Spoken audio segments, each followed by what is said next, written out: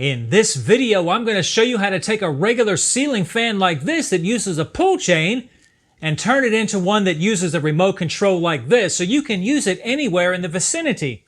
I'm going to make it real easy for you. This is Rudy from the Home Improvement channel with another video showing you how to fix things around the house. If you're a subscribed member to my community, then welcome back. If you're new to this channel, consider clicking that subscribe button below. And please like this video if you find it helpful for you. Okay, so without further ado, let's dive right in. So as you can see, I've already taken this fan apart. It wouldn't do me any good to have shown how to take this fan apart unless you've got the same exact fan. All right, normally your fan will have a canopy like this one with a down rod, and the remote will go in that canopy. There's usually room in there for that.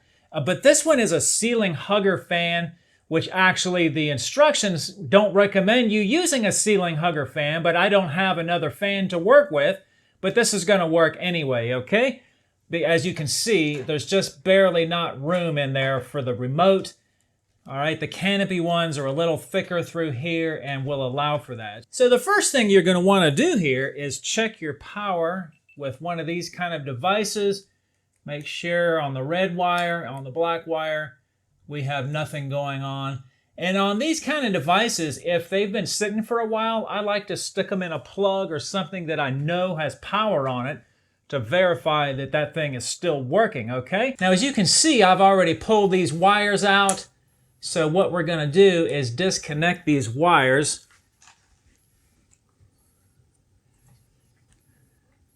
So I got the wires all disconnected. Now what I like to do, if your fan has a red wire, that means it's been wired individually for a light and for a fan motor.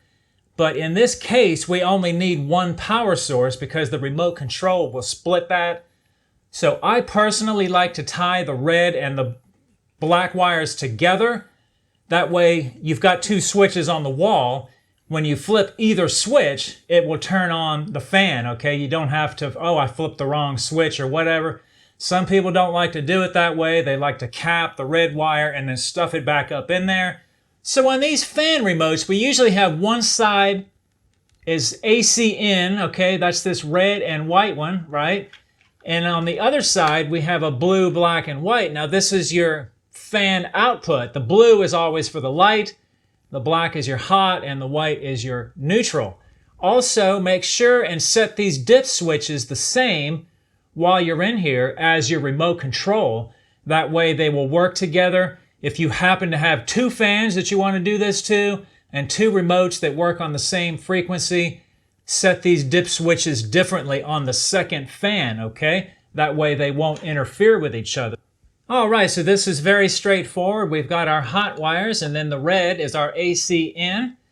Now, because these two are tied together, I do like to use a little bit bigger of a wire nut than it came with. I like to give that a little tug to make sure it's good.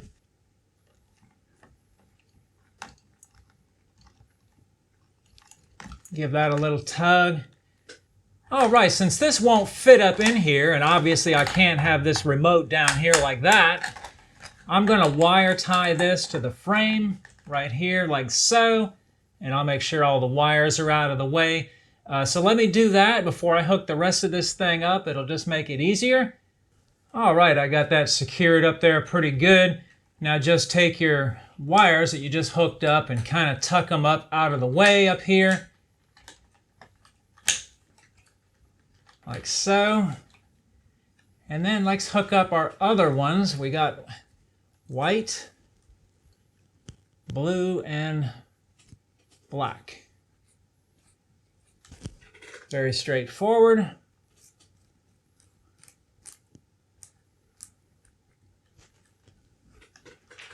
Tuck that up out of the way.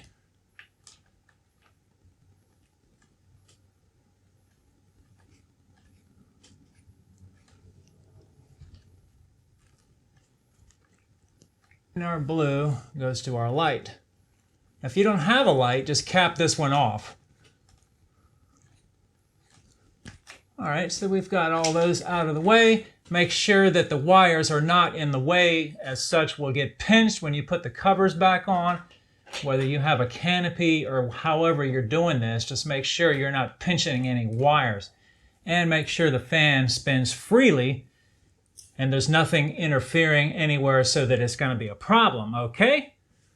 All right, so at this point I've got the power turned back on, and I just want to test this before I put it all back together. There's low. Oh yeah. Medium. And high. All right, that's all working. I can't test the light right now because there is no light, but it appears to be working good. All right, so very good. It fits fine. Now, like I said earlier, your fan is probably going to be different, so I'm not showing all the details of this particular fan on purpose because chances are your fan is different anyway. So let me put it all back together and we'll come back for a final test. All right, just going to do a little quick test. Just so you know, leave the pull string that goes to the fan on high and just leave it there. The remote will go for medium and low with the remote. You don't need to change that. And also on your light bulbs, make sure your light bulbs are dimmable. Otherwise, it may not work properly. But let's go ahead and test it.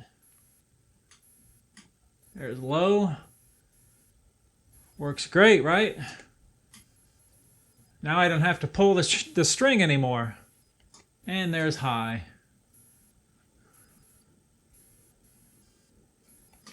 Turn that off, turn the light on. Just push and hold to dim the light.